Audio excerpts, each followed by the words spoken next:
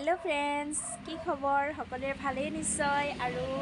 आमी एतिया আজি এটা ব্লগ আৰম্ভ কৰিম বুলি ভাবিছো এয়া মই আৰু আয়ানে এতিয়া ৰ'দত খেলি আছে আৰু আমি বৰ্তমান আছো এতিয়া মৰঙি মানে মোৰ মাৰ ঘৰত আৰু আজিৰ পৰাই ভিডিওটো ষ্টাৰ্ট কৰো বুলি ভাবিছো আজি প্ৰথম ব্লগ দিম গতিকে আপোনালোকে কেনেকুৱা পায় জনাব মই মোৰ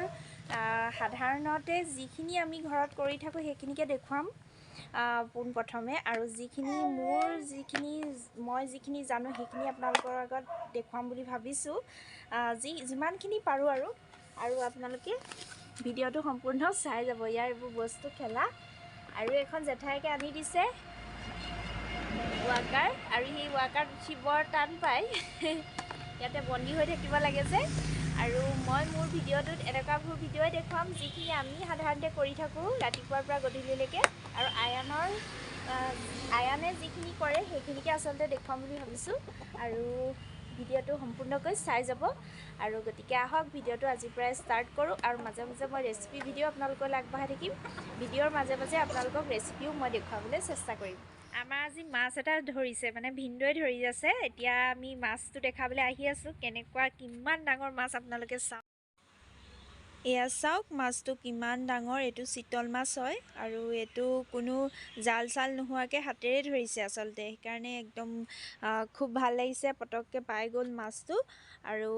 এইটো মাছ আমি জুখি চালোঁ আমাৰ ল'ৰা আয়নতকৈও অকণমান দীঘলহে হ'ব আৰু এইটো প্ৰায় 2 কেজিতকৈ অকণমান বেছিয়ে আছে চাগে আৰু আজি যিহেতু চিতল মাছ ধৰিলেই গতিকে চিতল মাছৰ ৰেচিপি এটাকে আপোনালোকলৈ আগবঢ়াম বুলি ভাবিলোঁ গতিকে আজি চিতল মাছৰ ৰেচিপিটো আপোনালোকে চাওকচোন কেনেকৈনো ৰান্ধিলোঁ এইখিনি মাছ বহুত ওলাইছে একাহি পূৰা একদম আমি একেকোবে খাই দিয়া নাই অৱশ্যে ঘৰত আৰু মানুহো আছে আজি যথেষ্ট মানুহ আছে আমাৰ ঘৰত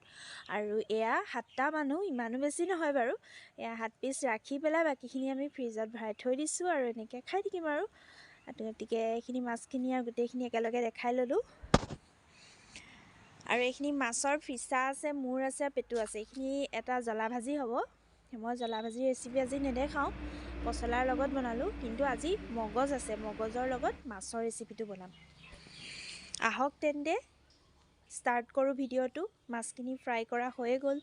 আমি যেনেধৰণে মাছ ফ্ৰাই কৰোঁ তেনেধৰণেই মাছটো ফ্ৰাই কৰি ল'লোঁ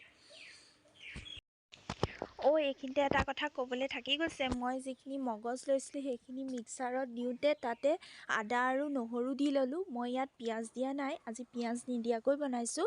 আৰু আদা নহৰু আৰু মগজৰ যিখিনি পেষ্ট আছিলে সেইখিনি তেল যিখিনি মাছ ভজা তেল আছিলে সেইখিনিতে অকণমান ভাজি পেলাই অলপ দেৰি ভাজি ল'লোঁ প্ৰায় 2-3 মিনিটমান আৰু তাত পানী দিলোঁ এয়া পানী দিয়াৰ পাছত অকণমান উতল আহিলত এই ফ্ৰাই মাছখিনি ইয়াত বাকি দিছোঁ বিশেষ একোৱেই কৰা নাই কিন্তু খাবলৈ বহুত বেছি টেষ্টি হৈছিলে যিহেতু ঘৰৰ জীয়া মাছ ঘৰৰ পুখুৰী মাছ লোকেল মাছ সেইকাৰণে খুব বেছি সোৱাদ আৰু যিহেতু চিতল মাছ আৰু তাৰ সোৱাদেই সুকীয়া নহয় যদি মোৰ চেনেলটো এতিয়াও ছাবস্ক্ৰাইব কৰা নাই তেনেহ'লে প্লিজ ছাবস্ক্ৰাইব কৰিব বুলি মই আশা ৰাখিলোঁ ধন্যবাদ